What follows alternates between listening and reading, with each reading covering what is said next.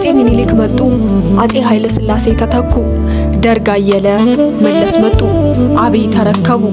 መሪዎች ሲቀያየሩ፣ ዘመናት ሲፈራረቁ፣ የታሪክ ገጾች ሲገለጡና ሲታጠፉ፣ አንድ ሰው ግን በዚያው ቦታ፣ በዚያው ልክ፣ በዚያው አቋም አለ። ስሙ ብዙ ጊዜ በታሪክ መዝገብ ላይ በደማቅ ቀለም አይጻፍም። ምስሉ በቤተ መንግስት ግድግዳ ላይ አይሰቀልም። እርሱ ግን አለ።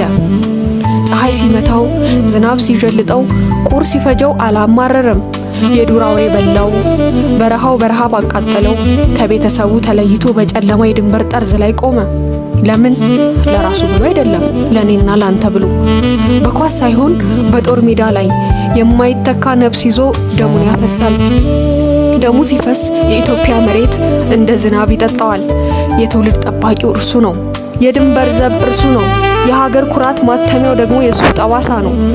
ወታደር ማለት የሀገር አከርካሪ ነው። አከርካሪዋ ከተሰበረ መላ ሰውነት ይፈራርሳል።